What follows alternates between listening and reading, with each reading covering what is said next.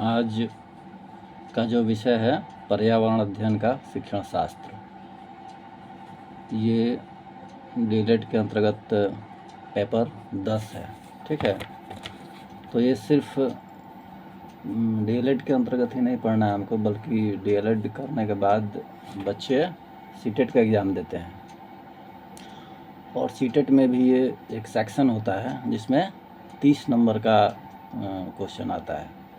पर्यावरण वाला रहता है ना, उसमें 30 नंबर का आता है, तो ये पूरा पर्यावरण से संबंधित ही रहता है। इसके अलावा भी जो 5 सेक्शन होता है सीटेट के पेपर में, और सब मिला के 150 नंबर का होता है, तो सब में मैक्सिमम क्वेश्चन जो है समझ पे ही आधारित है। इसलिए इसको हमको इस विषय को समझना है। इसके आंकड़े की जानकारी अलग चीज़ है, वो कम ही रहेगा तो चलेगा, लेकिन मैक्सिमम इस बातों को समझना है कि पर्यावरण क्या है, कैसे है, यही सब बच्चों को समझाना है। इसी से संबंधित क्वेश्चन भी आता है। चाइल्ड पेडागोजी में भी वही आता है ना। हिंदी में लैंग्वेज दो ठो होता है, उसमें भी वही बात आता है, समझ पे आधारित। बाल मनोविज्ञान और यहाँ तक कि मैथमेटिक्स में भी वही आता है, समझ से आधारित। अगर 60 to 70% क्वेश्चन आता है, समझ पे आधारित रहता है वो। और 70% नंबर अगर किसी का आ जाए, 60% ही आ जाए, तो 90 नंबर हो जाता है। 90 नंबर पासिंग के लिए, अगर किसी कैटेगरी का बात नहीं किया जाए, तो 90 नंबर चाहिए सीटेट पास होने के लिए। और सिर्फ समझ पे आधारित बातों को सीख लिया जाए, समझ लिया जाए, तो फिर वो आदमी पास हो सकता है। ये 1 to 5 के लिए मतलब स्पेशली है। बाकी सब 6 to 8 के लिए कुछ विषयवार बातें हैं, वो अलग से हैं, उसके बारे में फिर बताया जाएगा, तो इसको समझना है। तो पर्यावरण अध्ययन के अंतर्गत हम देखेंगे कि पर्यावरण क्या है। पर्यावरण को अगर का हम संक्षिप्त करें तो इसके व्यापक अर्थ को जाने तो हमारे चारों तरफ का जो आवरण जो होता है, जो हमको घेरे हुए, जिसके अंडर हम लोग रहते हैं, जिससे हमारा संपर्क होता है, वो पर्यावरण है। जैसे बाहरी वातावरण में सिर्फ प्राकृतिक चीज़ें ही नहीं आएंगी पर्यावरण में। प्राकृतिक चीज़ें हैं, जैसे नदियाँ हैं, तालाब हैं, झरने हैं, पर्वत है, पहाड़ है। इसके अलावा जो विद्यालय है, आस पड़ोस है ना, जो भी राजनीतिक, सामाजिक, सांस्कृतिक इत्यादि जो चीज़ें भी हैं, वो सभी पर्यावरण के अंतर्गत आ जाते हैं। मतलब जिन उन सारी परिस्थितियों से जिनके हम अंडर रहते हैं, तो उसमें नेचुरल से लेकर और बाकी भौतिक से लेकर सामाजिक से लेकर हर चीज़ें हैं, उन सबको हम पर्यावरण कहेंगे, है ना। तो उसमें पढ़ाने के क्रम में हम बहुत सारे मनोवैज्ञानिक इसके बारे में, इसके अर्थ को बताए हैं, इसके अब का क्या महत्व है। सेकंड नंबर पर हम देखेंगे कि इस विषय का महत्व क्या है। इसका बहुत ज़्यादा व्यापक महत्व है। पर्यावरण अध्ययन का इतना ज़्यादा व्यापक महत्व है कि आज के डेट में सिर्फ बच्चों को नहीं, बल्कि बड़े भी इसका अध्ययन कर रहे हैं। और बहुत सारे एग्ज़ाम्स में इसके क्वेश्चंस आते हैं, जैसे ग्रेजुएशन लेवल पर या माध्यमिक स्तर पर, उच्चतर माध्यमिक स्तर पर इस तरह के क्वेश्चन, इस विषय से रिलेटेड क्वेश्चंस आते हैं। और ये इतना इम्पोर्टेंट है कि इसको एक अनिवार्य विषय के रूप में हर वर्ग में दे देनी चाहिए गवर्नमेंट को, क्योंकि आज से मात्र 20 साल 25 साल पहले या 50 साल पहले, 100 साल पहले, 200 साल पहले जो परिस्थितियाँ थी, वो धीरे धीरे सब बदल रही है। फिर 20 साल 25 साल के बाद अलग परिस्थितियाँ हो जाएगी। टेम्परेचर जो आज के डेट में इतना बढ़ा हुआ है, अभी ही टेम्परेचर 40 के लगभग में है, जो आज से 20-25 साल पहले लगभग 35 था, उसके 20-25 साल पहले लगभग 30 था। मतलब 3-4 डिग्री टेम्परेचर जो है, ये लगभग 20-25 साल में बढ़ जा रहा है। यही हाल रहा तो आने वाले 25-50 साल में अगर 2-3% ऐसे ही बढ़ता रहे, लगभग 45 तक पहुंच जा रहा है अभी टेम्परेचर धूप गर्मियों में, और फिर 45 से 47-48 डिग्री अगर पहुंच जाए या 50 क्रॉस कर जाए तो फिर इंसान का रहना बहुत मुश्किल हो जाएगा। बिना एसी का तो काम ही नहीं चलेगा, और एक समय ऐसा आएगा कि एसी में भी समस्या हो जाएगी, और बहुत सारे लोगों को एसी सूट भी नहीं करता है।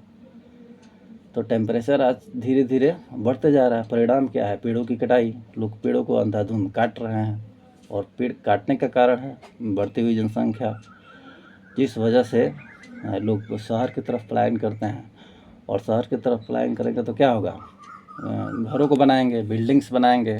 बड़े बड़े बिल्डर्स जो आजकल दुनिया भर के बिल्डर्स हो गए हैं, वो क्या कर रहे हैं? बिल्डिंग्स बना रहे हैं, उसमें रहने के लिए ही बना रहे हैं लोगों को, है ना। तो गांव के से लोग बिल्डिंग्स की तरफ जाएंगे, शहरों की तरफ, और शहर जब बसेंगे ज़्यादा से ज़्यादा तो जंगल काटे जाएंगे, पेड़ पौधों को काटा जाएगा। अभी कुछ दिन पहले ही कोई एक जगह है, जंगलों को काट दिया गया। वहाँ बहुत सारे जानवर रहना मुश्किल हो गया। जानवर ही रहते हैं जंगलों में, फिर जानवर विलुप्त हो जाएंगे, धीरे धीरे जानवरों की संख्या घट जाएगी। तो प्रकृति का संतुलन बनाने के लिए हर चीज़ का रहना ज़रूरी है, और जंगल के कट जाने की वजह से ये टेम्परेचर जो आज बढ़ रहा है उसमें ये मुख्य भूमिका है। इसलिए वैश्विक स्तर पर भी इस विषय पर गंभीरता से चर्चाएं हो रही है। लोग इसमें मीटिंग्स हो रहे हैं काफ़ी दिनों तक, और सभी देश इसमें भाग ले रहे हैं, है ना। सभी देशों के पीएम या राष्ट्रपति जो भी है, प्रेसिडेंट, इसमें इन्वॉल्व रहते हैं, और इसे खत्म करने का प्रयास किया जा रहा है। और 5 जून को पर्यावरण दिवस भी मनाया जाता है कि कैसे इसको सुरक्षित किया जाए, संरक्षित किया जाए। ये इतना गंभीर विषय हो गया है। पेड़ों की कटाई के और भी बहुत सारे कारण हैं, और जब पेड़ कटेंगे तो अपर्दन होगा, बारिश होगी तो अपर्दन होगा, है ना। बाढ़ जब आती है तो फिर कटाव क्यों होता है? अगर पेड़ रहेंगे तो कटाव में कुछ दिक्कतें होंगी, कटाव कम होंगी, कटाव नहीं होगी। लेकिन पेड़ नहीं होने की वजह से वो अंधाधुंध कटाव भी हो रहा है, और फिर वहाँ लोगों का घर कटेगा, फिर लोग जाएंगे शहरों की तरफ। इसके अलावा पेड़ पौधों से हमें ऑक्सीजन मिलता है, वो नहीं मिल रहा है, जितना पर्याप्त जो मिलना चाहिए वो नहीं मिल रहा है। आजकल हॉस्पिटलों में कोरोना अभी आया था कुछ सालों पहले, तो क्या हुआ था? कोरोना में ऑक्सीजन की ही कमी हो जाती थी मैक्सिमम, ऑक्सीजन लगवाना पड़ता था। ऑक्सीजन हॉस्पिटल में ख़त्म हो जाता था, अन्य दूसरे राज्यों से मंगवाना पड़ता था, या सेंट्रल गवर्नमेंट उसका व्यवस्था करती थी। बहुत सारी बीमारियां हो जाती थी एक साथ, और ऑक्सीजन मैक्सिमम ऑक्सीजन ही नहीं मिलता था लोगों को, फिर ये ऑक्सीजन की व्यवस्था करनी पड़ती थी। तो ये सारी दिक्कतें हैं। बहुत सारी जाने गई, कई लाखों लाख जाने गई कोरोना में। इसका कारण क्या है? उसका वैक्सीन बनाते बनाते अभी भी 100% उसका वैक्सीन नहीं बन पाया। सिर्फ उसको रोकने का व्यवस्था किया गया है, मतलब कि रुक जाए, लेकिन 100% रोकने का वो जो वैक्सीन है वो अभी तक नहीं बन पाया। अभी कुछ दिन पहले ही भूकंप आया था, काफ़ी नुकसान हुआ, और भूकंप आते ही रहता है। आज से 10 साल पहले ही भूकंप आया था। तो ये प्राकृतिक जो आपदाएं हैं वो आती रहती है। ग्लोबल वार्मिंग हो रहा है। ग्लोबल वार्मिंग का नाम हमने सुना है, जिस टेम्परेचर बढ़ जाने की वजह से ऐसा होता है। और टेम्परेचर जब बढ़ेगा तो फिर जो बर्फ़ के चट्टान हैं, बर्फ़ के जो पहाड़ हैं हिमालय पे, वो क्या होंगे? पिघलेंगे। एक जो पानी का जो एक सोर्स है वो समुद्र के बाद, समुद्र का पानी तो हम पी नहीं सकते हैं। समुद्र का पानी क्यों नहीं पी सकते हैं? क्योंकि वो खारा है, काफ़ी खारा रहता है, तो कोई पिएगा। और जो हम पानी पीते हैं वो काफ़ी कम परसेंटेज में धरती पर उपलब्ध है। वैसे धरती पर तो 70% से ज़्यादा पानी ही है, लेकिन पानी जो हम पीते हैं वो 1-2% ही है जिसको हम पीते हैं, और उसमें भी जो भौम जल है मैक्सिमम लोग उसी का उपयोग करते हैं। जो ये नल से, कल से जो पानी आता है वो ज़मीन के अंदर से ही आता है, और उसका भी जो एक लेयर है धीरे धीरे घटते जा रहा है। पहले कम फीट पे पानी आ जाता था, 20 फीट पे आ जाता था, अब 40 फीट पे आ रहा है ना। फिर 60 फीट पे आएगा, 100 फीट, 200 फीट, 300 फीट, 400 फीट, ऐसे धीरे धीरे लेयर जो उसका वो नीचे चलते जा रहा है। और पानी जो ऊपर का भी जो लेयर है वो प्रदूषित होते जा रहा है। कि जो मानवीय क्रियाएं हैं, जो लोग फसल उगाते हैं तो क्या होता है, मेडिसिन का प्रयोग ज़्यादातर करते हैं। मैक्सिमम क्या होता है, मेडिसिन का प्रयोग करते हैं। खरपतवार नाशक या उस पैदावार बढ़ाने के लिए दवाइयों का प्रयोग किया जाता है। और वो दवाइयाँ जो है जब बरसातें होती हैं तो फिर उस खेत से वो दवाइयाँ नदियों में चला जाता है, समुद्र में, फिर नदियों से समुद्रों में। अगर पानी का एक बहाव हो, बारिश का मौसम हो और किसी तरह से लिंक हो जाए नदियों में उस पानी का, तो फिर वहाँ से नदियों में, फिर नदियों से समुद्र में हर चीज़ मतलब प्रदूषित हो जाता है। समुद्र में जीव जंतु नदियों में रहते हैं, वो उनसे प्रभावित होते हैं। कई बार हम देखते हैं कि बहुत बड़े बड़े जानवर मर जाते हैं समुद्रों में या नदियों में। क्या कारण है, वो वही है, मेडिसिन है। और वही मेडिसिन युक्त पानी जब ज़मीन के अंदर जाती है और फिर उसको हम पीते हैं तो लोग बीमार होते हैं, तरह तरह की बीमारियां हो रही हैं। आजकल किसी हॉस्पिटल में जाया जाए तो पूरा का पूरा हॉस्पिटल भरा हुआ है पेशेंट से।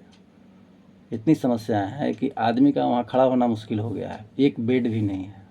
दुनिया भर के पेशेंट हैं और दुनिया भर की बीमारियां आजकल पैदा हो गई हैं। लोग जितना भी कमाते हैं उसका मैक्सिमम पैसा तो मेडिसिन में ही चला जाता है, डॉक्टर के पास चला जाता है, हॉस्पिटल में चला जाता है। कारण क्या है, यही सब है, लोग बीमार ज़्यादा पड़ रहे हैं। और उसका एक और भी कारण है कि जो भी लोग आजकल भोजन कर रहे हैं वो भी विषैला होते जा रहा है। और पैसा कमाने के लिए इतने लोग इतना निचले स्तर पे गिर गए हैं कि मेडिसिन युक्त चीज़ों को लोग बना रहे हैं, दे रहे हैं, या फिर डुप्लीकेट सामान का यूज कर रहे हैं।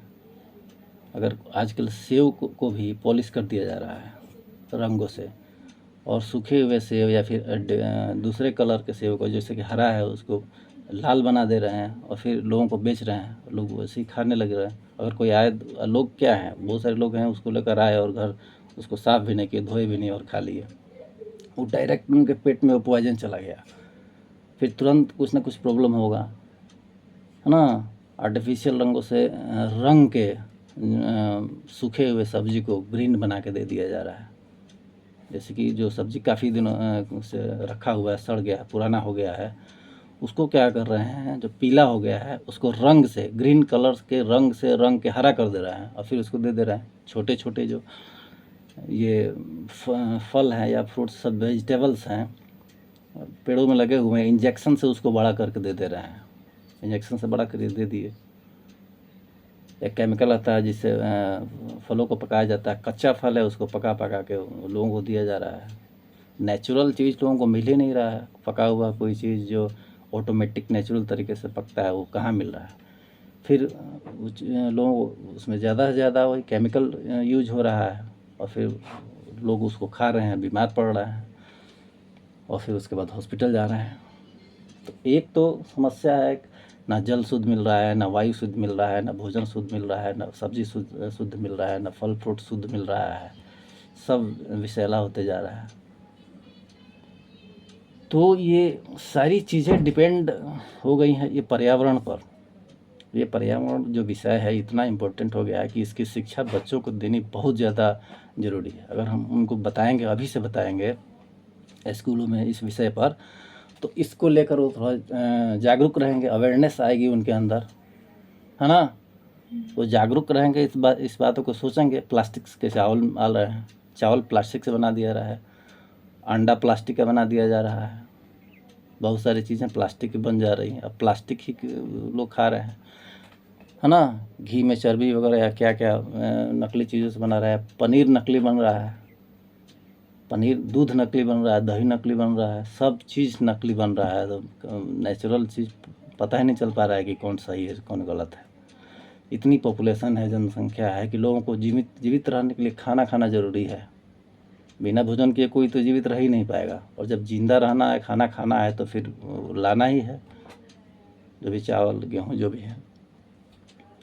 ये चूँकि हमारा देश कृषि प्रधान देश है और ग्रामीण प्रधान देश है, 70% जनसंख्या गांव में रहती है। और गांव में जिनके पास खेती है और वैसे सारे पैदावार तो खेती से ही आता है, लेकिन गाँव में स्पेशली जिनके पास खेती है वो अपना तो अन्न उपजा ले रहे हैं, गेहूँ चावल वगैरह इत्यादि सब्जी वगैरह मैक्सिमम काम चल जाता है।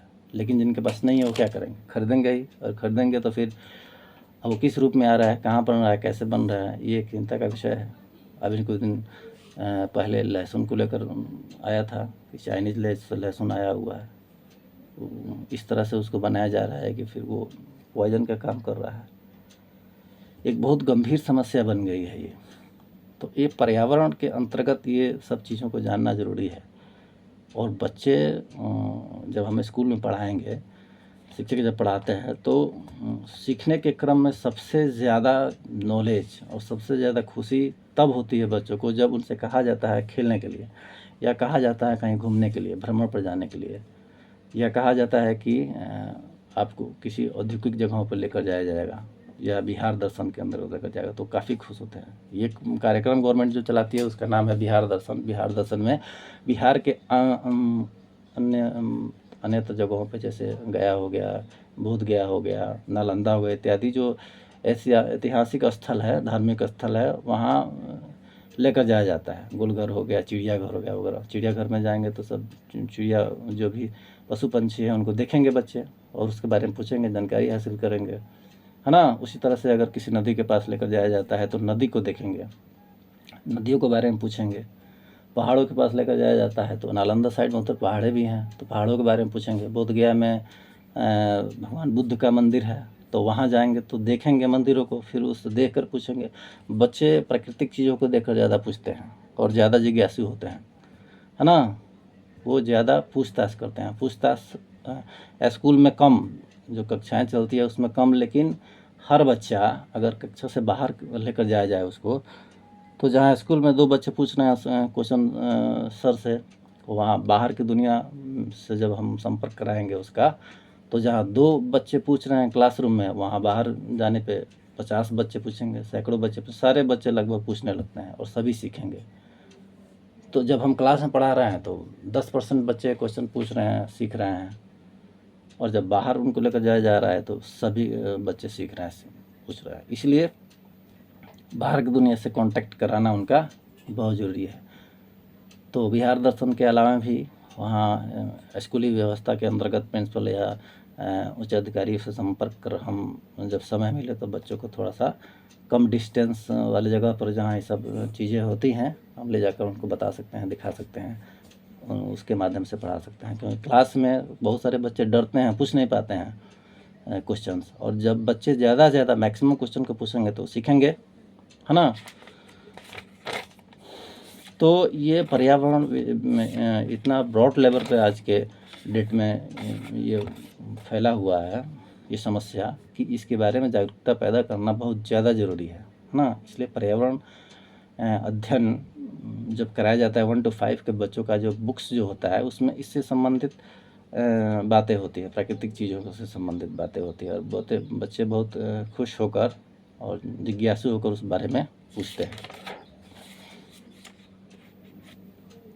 और पर्यावरण शिक्षा जो है, इसमें कुछ पॉइंट्स है। इसमें पर्यावरण शिक्षा समन्वित शिक्षा है, सभी शिक्षाओं के अंतर्गत इसको भी शिक्षा देनी चाहिए, और ये ज़रूरी भी है। मानव के भविष्य से है, इसका जो संबंध है मानव के भविष्य से है ना। आने वाले भविष्य में ये सारी चीज़ें अगर ख़त्म हो जाए तो कोई ज़िंदा रह पाएगा? अगर ऑक्सीजन नहीं मिले, पेड़ पौधे नहीं हो, फल फ्रूट्स नहीं मिले, खाने के लिए कुछ नहीं मिले, सब्जियां नहीं मिले ना, तो कोई रह पाएगा? नहीं रह पाएगा। जंगल नहीं हो, जीव जंतु नहीं हो, जंगल कटने का कारण जीव जंतु भी विलुप्त होते जा रहे हैं। बहुत सारे जीव जंतु विलुप्त हो गए हैं जिनको हम देखे भी नहीं, और हमारे ही पीरियड में बहुत सारे धीरे धीरे विलुप्त हो रहे हैं। आने वाले 20-25 साल में, 50 साल में धीरे धीरे और विलुप्त होंगे, फिर उसके बाद विलुप्त होंगे। करते करते जो भी ऐसे प्राणी है जो खूबसूरती के साथ साथ एक उनका अपना इतिहास है ना, वो धीरे धीरे, जैसे कि शेर को ही ले लो, शेर को जंगल का राजा कहते हैं, एक अपने आप में उसकी विशेषताएं हैं, लेकिन वो भी धीरे धीरे उसकी संख्या कम रही है। लोग लालच में आके जंगलों को तो ख़त्म कर ही रहे हैं, बल्कि जीव जंतुओं को भी मार दे रहे हैं। हाथियों को मार रहे हैं, बड़े बड़े हाथियों को सिर्फ उसका दांत निकालने के लिए और कुछ इम्पोर्टेंट उसके अंग निकालने के लिए लोग मार दे रहे हैं। दांतों से बहुत कुछ बनाया जाता है, हाथी के दांत से बहुत सारी वस्तुएं बनाए जाते हैं, उसको मार रहे हैं। शेरों को मार रहे हैं उसके खाल के लिए, चीते को मार रहे हैं उसके खाल के लिए। सिर्फ उसके शरीर के ऊपरी जो आवरण होता है उसके शरीर का, जो खाल होता है, उसको लेने के लिए लोग शेर को ही मार दे रहे हैं, चीते को मार दे रहे हैं। अन्य तो उनकी संख्या कम हो रही है। इसके लिए गवर्नमेंट क्या कर रही है, बहुत सारे जंगलों को जैव अभयारण्य के अंतर्गत, है ना, रिजर्व की हुई है, उन पे ध्यान दिया जा रहा है, ठीक है, ताकि वो विलुप्त नहीं हो, वो बचे रहें। लेकिन फिर भी मानव अपनी तस्करी उसका रोक नहीं रहा है। बहुत दिनों पहले एक डाकू था कर्नाटक के साइड में, वीरप्पन। वो चंदन की लकड़ियों को काटता था मैक्सिमम, और उसके बाद जानवरों को मारने लगा। इतनी ज़्यादा संख्या में वो जंगलों को काटता था, चंदन की लकड़ी का तस्कर था, कि वो सिर्फ चंदन की लकड़ी नहीं बल्कि उसके बाद हज़ारों लाखों जानवरों को मारा उसने। और उसके दरमियान वो लोगों को भी मार देता था। इतना वो खौफ था उसका कि बाद में फिर बहुत यत्न करने के बाद बहुत सारे स्टेट्स की पुलिस उन्होंने उसका पीछा किया, और गवर्नमेंट ने तब जाके उसको पकड़ा गया, मारा गया। वो उसी से रिलेटेड है। तो ऐसे ऐसे लोग या ऐसी ऐसी व्यवस्था हैं जिसमें ख़त्म किया जा रहा है जंगलों को, फिर समस्या उत्पन्न हुई। गवर्नमेंट को भी इस पर ध्यान देना होगा। गवर्नमेंट नहीं ध्यान देगा, पब्लिक को भी ध्यान देना होगा, पब्लिक को भी जागरूक रहना होगा। पेड़ बचाओ चिपको आंदोलन के अंतर्गत हम देखेंगे कि बहुत दिन पहले कि ये स्कीम निकला था, चिपको आंदोलन जिसको नाम दिया जाता है, ये एग्जामिनेशंस में आता है। चिपको आंदोलन के अंतर्गत क्या था कि पेड़ों को बचाने के लिए यत्न करवाया गया। लोग चिपक जाते थे उसको, पेड़ को छोड़ते नहीं थे अगर कोई काटने जाता था तो। इतने पेड़ महत्वपूर्ण हैं। पेड़ को एक अलग नज़रिए से देखा जाता है। प्राचीन सभ्यताओं में, प्राचीन काल में तो पेड़ों की पूजा की जाती थी, आज भी लोग करते हैं। पीपल की पूजा की जाती है, और अगर वैज्ञानिक कारण से देखें तो पीपल में सबसे ज़्यादा ऑक्सीजन पीपल के पेड़ से मिलता है। और यही कारण है कि गाँव में आजकल या अन्य जगहों पे पीपल के पेड़, नीम के पेड़ इत्यादि ज़्यादा लगाए जा रहे हैं। गवर्नमेंट ने कुछ दिन पहले स्कीम निकाला, चूँकि ये विश्व स्तर पर का ये स्कीम था पेड़ लगाने के लिए, पंचायतों में पेड़ लगाना था। तो हम देखेंगे कि पंचायतों में मैक्सिमम पंचायतों में पेड़ लगे हुए हैं, लेकिन इसमें भी धांधली हुआ। बहुत सारे पंचायत में जिनको एक काम सौंपा गया था वो पेड़ नहीं लगाए भी तो बहुत कम, और उस पर ध्यान नहीं दिए, लगाए भी तो फिर वो पेड़ सूख गई। और बहुत सारे ऐसे पंचायत हैं आज के डेट में हम जाते हैं तो बहुत बड़े बड़े पेड़ हो गए हैं, दोनों साइड में पेड़ है। कितना भी ज़्यादा टेम्परेचर हो, अगर हम जाएँ सड़क पर और दोनों साइड में पेड़ हो और धूप बहुत ज़्यादा हो, तो उसके बीच से जब हम जाएंगे तो हमें धूप गर्मी का एहसास नहीं होगा, हम आसानी से निकल जाएंगे। लेकिन वही अगर पेड़ पौधे नहीं हो तो फिर रहना मुश्किल हो जाएगा। बहुत सारे ऐसे शहर हैं कि जहाँ हम लोग जाते हैं एग्जामिनेशन वगैरह देने के लिए, ऐसे भी किसी काम से, और उनका अगर चले गए और कोई कांटेक्ट नहीं हो किसी से, तो फिर एग्ज़ाम के लिए ही कोई चला गया और उसके साथ कोई गार्जियन जाते हैं, और बहुत ज़्यादा टेम्परेचर हो, लगभग 40-45, बहुत ज़्यादा धूप हो, अगर उनको 5 घंटा वहाँ रहना पड़ जाए और कोई ना दुकान हो और ना कोई पेड़ पौधा हो, दूर दूर खाली मैदान ही दिखे, फील्ड ही दिखे, तो फिर वहाँ वो उनको रुकना पड़े 5 घंटा, तो कैसे रुकेंगे? ये सोचने वाली बात है। 5 घंटा में तो उनका तबीयत खराब हो जाएगा, ना कोई पानी का व्यवस्था हो वहाँ पे। तो पेड़ पौधा भी अगर कम से कम रहेगा तो कम से कम उसके छाया के नीचे तो रुक जाएंगे। अगर पानी की व्यवस्था हो तो पानी पी लेंगे और छाया के नीचे रुक सकते हैं। तो ख़त्म होते जा रहा है पेड़ पौधे। उसका कारण हम देखेंगे तो उसमें एक कागज़ भी सबसे बड़ा कारण है। इसलिए प्लास्टिक मनी पर आज ध्यान दिया जा रहा है। ये जो है एटीएम है, एटीएम से पैसे निकालते हैं तो प्लास्टिक मनी ही तो है ना। एक एटीएम कार्ड रहता है जिसकी वजह से लेन देन होता है, हम निकालते हैं पैसा। उसके अलावा ये जो मोबाइल्स ऐप है, फ़ोनपे है, गूगल पे है इत्यादि जो है, पेटीएम जो भी है, इससे जो पैसों का ट्रांजैक्शन हो रहा है, लोग ज़्यादातर यूज कर रहे हैं। तो ये कागज़ का प्रयोग जितना कम होगा उतना पेड़ कम कटेंगे। कागज़ जो बनता है वो पेड़ पौधों से ही बनता है। पेड़ पौधों को काट के ही कागज़ बनाया जाता है। न्यूज़पेपर्स जो बनते हैं या जो भी पेपर्स वगैरह हम देख रहे हैं ये सब कागज़ से, पेड़ से ही बनाया गया है। तो अंधाधुंध काटा जा रहा है। बहुत सारे पेपर्स हैं जो कम पेपर में ही काम चल सकता है न्यूज़पेपर, लेकिन विभिन्न तरह के पेपर्स आ गए हैं। अगर हिंदुस्तान लो, जनसत्ता लो, दैनिक जागरण इत्यादि इत्यादि बहुत सारे ऐसे न्यूज़पेपर्स हैं जिनको टाइम्स ऑफ इंडिया अनावश्यक रूप से उसको पेड़ों को काट के छापा जा रहा है। उतने ज़्यादा पेपर्स की आवश्यकता नहीं है, लेकिन तो इस पर भी ध्यान देना होगा। ऐसे स्कीम्स लाने होंगे कि हमें कम पेड़ काटने पड़े पेपर के लिए और बिना पेपर का हमारा काम चलता रहे, है ना। नोट जो है वो पेपर से ही बनता है, इसलिए इन सब बातों पर ध्यान देना। और इसके आगे हम देखेंगे कि जो सब्जेक्ट है अन्य सब्जेक्ट से रिलेटेड है। ऐसा नहीं है जो पर्यावरण जो ये विषय है और बाकी सब विषयों से इसका कोई संबंध नहीं है। इसका जूलॉजी से संबंध है। जो जितने जीव जंतु हैं, छोटे जीव जंतु से लेकर बड़े से बड़े जीव जंतु जो रहते हैं प्राकृतिक वातावरण में, है ना, एक जिसको माइक्रोस्कोप से देखते हैं या जो बड़े से बड़े जो जानवर हैं वो सब इसमें आते हैं। प्राणी वो सब प्राणी ही हैं, प्राणी विज्ञान के अंतर्गत आते हैं। बायोलॉजी है, जूलॉजी है, हिस्ट्री है। हिस्ट्री के अंतर्गत हम देखेंगे कि मानव सभ्यता का जो शुरुआत है वहाँ की सिचुएशन से लेकर अभी क्या सिचुएशन है।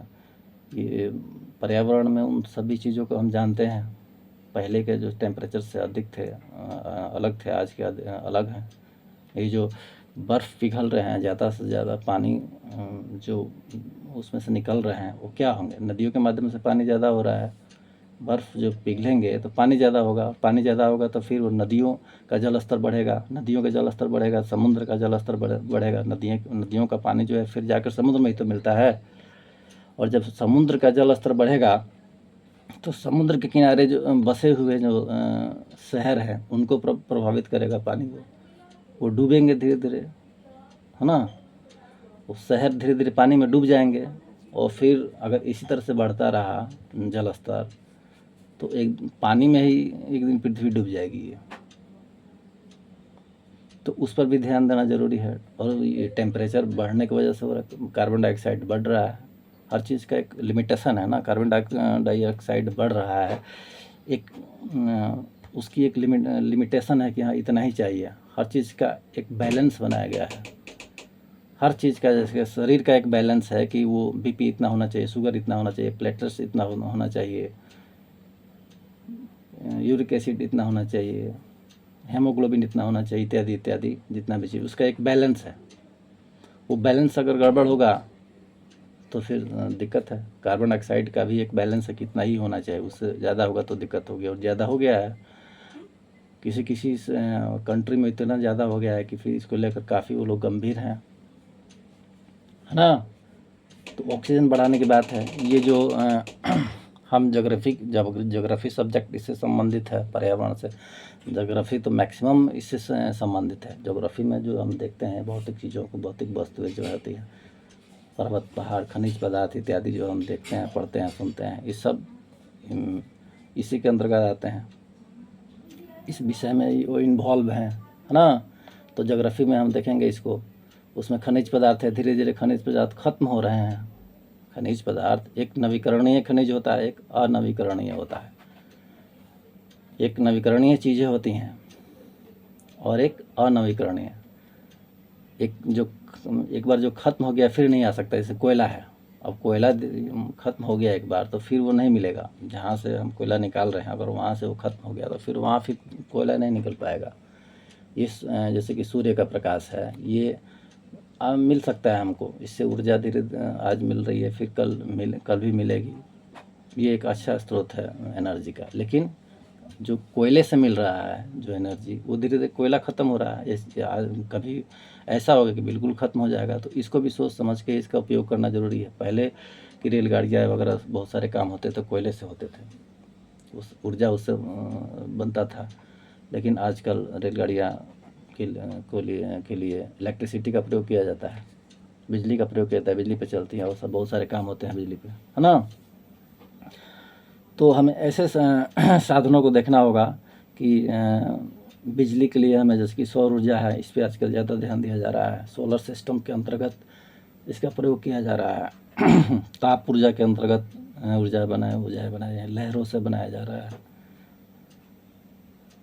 ताकि एक विकल्प के रूप में हमें मिले। पेट्रोल है, ख़त्म होते होगा पेट्रोल जो हम यूज़ करते हैं गाड़ियों में, तो पेट्रोल क्या है, वो भी धीरे धीरे ख़त्म हो रहा है। खनिज तेल है, उसको भी तो निकाला ही जाता है। ऐसा थोड़ी है कि तेल जो है वो कहीं ऐसे पानी मिल रहा है, कहीं आसानी से उसको ले रहे हैं। उसको बहुत परिश्रम से उसको निकाला जाता है धरती के गर्भ से, तेलों को। और एक प्रक्रिया के प्रोसेस के अंतर्गत तेल इस पृथ्वी पर बने हुए हैं, और फिर तेलों का हम दोहन कर रहे हैं। ज़्यादा से ज़्यादा गाड़ियाँ चल रही हैं, ज़्यादा से ज़्यादा तेलों को निकाला जा रहा है। फिर धीरे धीरे वो तेल भी ख़त्म हो जाएंगे, पेट्रोल ख़त्म हो जाएंगे, डीजल ख़त्म हो जाएंगे, तो फिर क्या होगा, गाड़ियाँ कैसे चलेगी।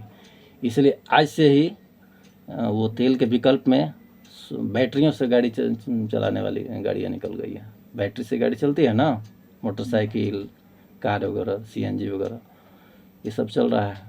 सीएनजी से गाड़ियाँ चल रही है, बैटरी वाले मोटरसाइकिल निकल गए हैं। तो गवर्नमेंट इस विषय पर भी काफ़ी गंभीर है। समुद्र का पानी हम पी नहीं सकते हैं, खारा है, इतना खारा है कि हम पी नहीं सकते हैं। उस पर भी शोध हो रहे हैं ताकि कैसे उसको पीने युक्त बनाया जाए, है ना। तो इन सब बातों पर ध्यान हम देंगे। तो ज्योग्राफी के अंदर कितने सारी चीज़ों को पढ़ेंगे, सोना, चांदी इत्यादि जितने भी खनिज पदार्थ हैं, ये सब इससे रिलेटेड हैं।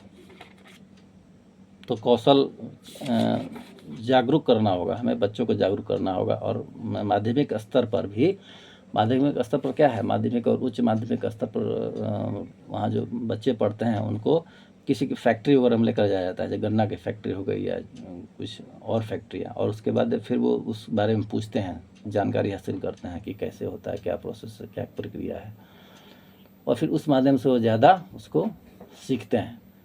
तो ये सिर्फ 1 to 5 के लिए ही नहीं है, बल्कि आगे की भी कक्षाएं जो हैं उसमें इस बारे में हम पढ़ते हैं। औद्योगिक संदर्भ में, नगरीकरण के संदर्भ में, है ना, ये सब हम पढ़ेंगे। वनस्पति शास्त्र और पर्यावरण अध्ययन, बहुत सारी ऐसी वनस्पतियाँ हैं जिससे इंसान मेडिसिन बनाया जाता है और इंसान की जानें बच जाती है।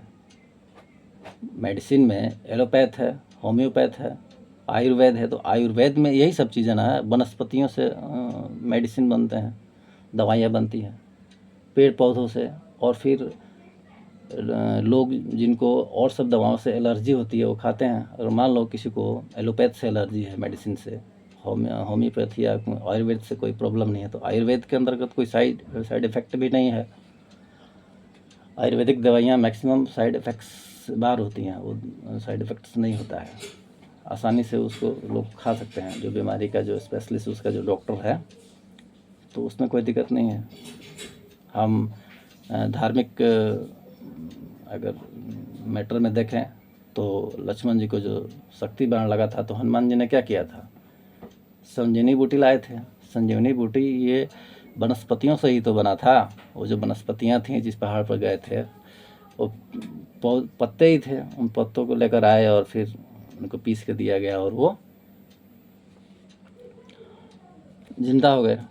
तो खैर ये साबित करता है, ऐसे धार्मिक मैटर पर हम देखें हम, कि ये वनस्पतियों का काफ़ी महत्व है। आज के समय में भी ऐसी ऐसी वनस्पतियां हैं जिसकी जानकारी हो जाए तो लोग सिर्फ उसका यूज करके बहुत सारी बीमारियों को स्वतः ही समाप्त कर सकते हैं। जैसे कि अमरूद का पौधा है, उससे भी बहुत सारे बेनिफिट्स हैं, दांतों के लिए बहुत कारगर है। जैसे कि नीम का जो पत्ती है, नीम का पत्ती, नीम का छाल, नीम का हर चीज़, नीम का जो गुठला होता है, उसका एक एक चीज़ इम्पोर्टेंट है।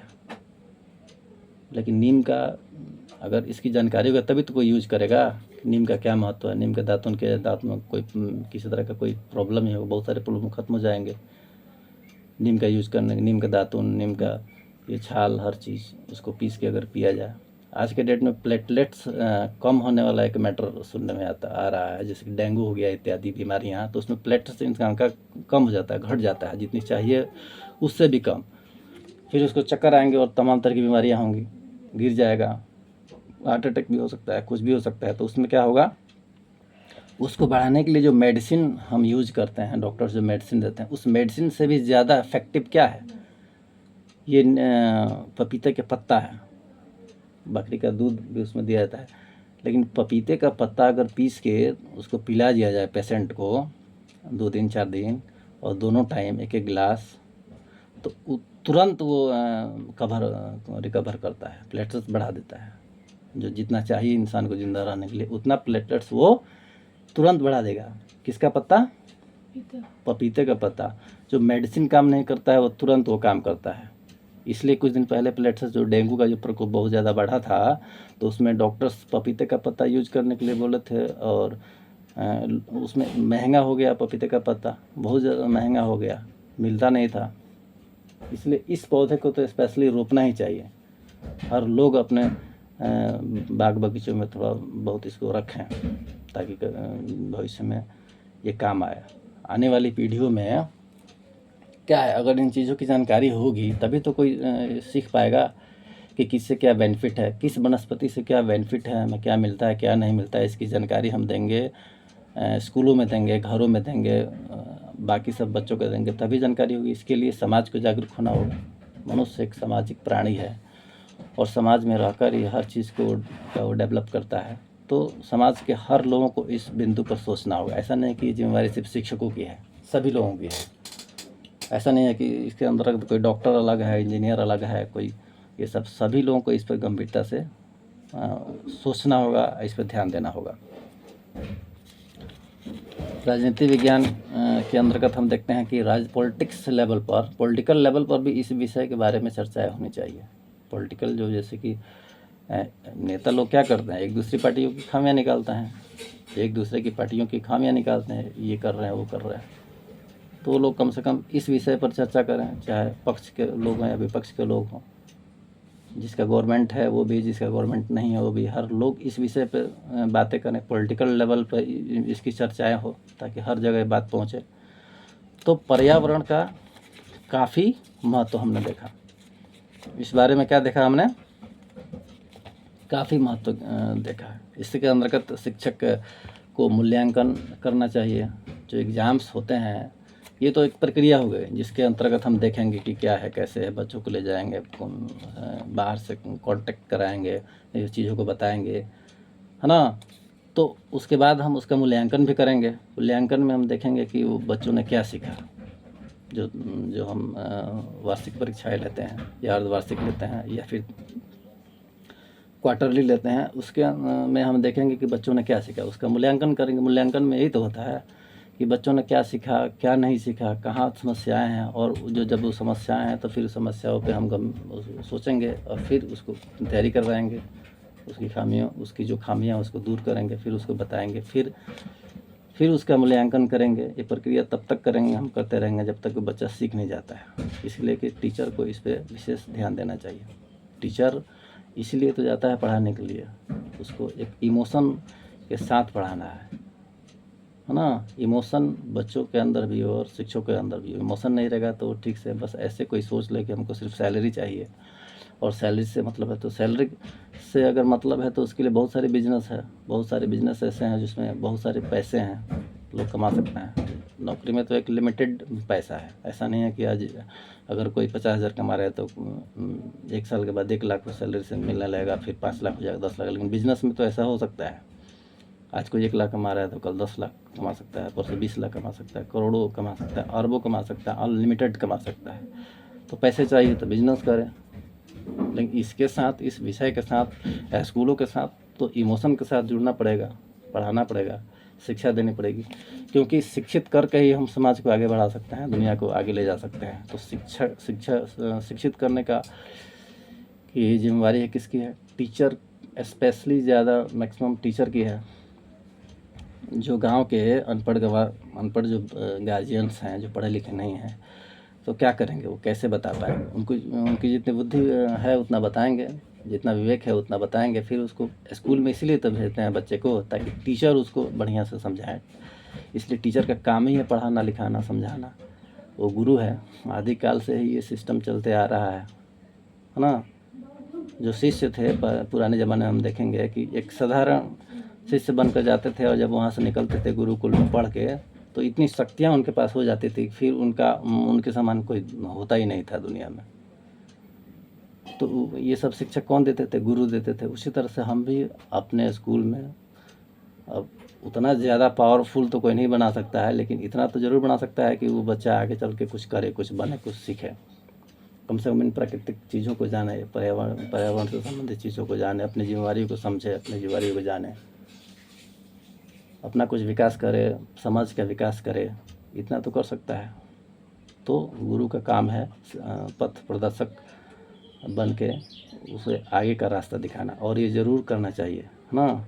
जैसे कि चित्र के माध्यम से, कविता के माध्यम से, कहानियों के माध्यम से, गली नुक्कड़ में जो नाटक होते हैं उनके माध्यम से, फिल्मों के माध्यम से, प्रोजेक्टर्स के माध्यम से, स्मार्ट क्लासेस के माध्यम से, चाहे जिस माध्यम से भी हो, नाटक के माध्यम से, रंगमंच के माध्यम से, जो फेस्टिवल्स मनते हैं स्कूलों में, जो दिवसें मनाई जाती हैं उनके माध्यम से, बाहर ले जाकर भ्रमण के माध्यम से, क्षेत्र भ्रमण के माध्यम से, किसी भी माध्यम से पॉलिटिकल लेवल पे हमें बताना चाहिए। शिक्षक पेरेंट्स जो संगोष्ठी होते हैं उसको करा के हमें पेरेंट्स को स्कूल में बुलाना चाहिए। इसीलिए तो बुला कर बताया जाता है।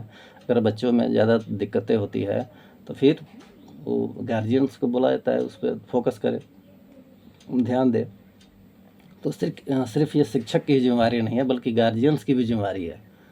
क्योंकि बच्चा तो स्टार्ट करता है अपने परिवार से ही, और फिर बाद में स्कूल में जाता है, फिर स्कूल से परिवार में ही जाएगा। परिवार के ही इर्द गिर्द उसको रहना है लाइफ टाइम तक।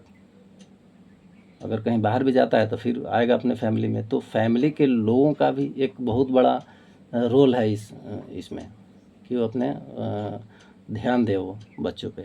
सिर्फ टीचर्स के ध्यान देने से नहीं होगा, है ना। इसलिए मीटिंग्स कराए जाते हैं स्कूल पे, कहाँ प्रॉब्लम है बच्चे को बताना है, समझाना है। क्योंकि बच्चे मैक्सिमम बदमाशी भी करते हैं स्कूल में। कोई ठीक से समय से आता नहीं है, समय से जाता नहीं है, समय से पढ़ता नहीं है, भाग जाता है, या फिर चोरी करने लगता है, अन्य नशा करने लगता है। तो इस पर तो ध्यान देंगे शिक्षक। कब तक ध्यान देंगे? शिक्षक तो जब तक पढ़ाएं तब तक ध्यान देंगे, फिर वो अपने घर जाएंगे। ऐसा नहीं है कि स्कूल में छुट्टी है फिर उसके पीछे पीछे घूम रहे हैं। वो तो जाएगा अपने घर ही जाएगा, फिर घर जाएगा तो फिर उस तरह की एक्टिविटी करेगा। तो गार्जियन को ध्यान देना, उन्हें भी जागरूक होना बहुत ज़रूरी है। तो पर्यावरण के अंतर्गत ये सारी चीज़ें हमने देखा, है ना, इसे समझा। तो इसके सेकंड पार्ट में फिर हम इसके आगे इसकी चर्चा करेंगे, ठीक है।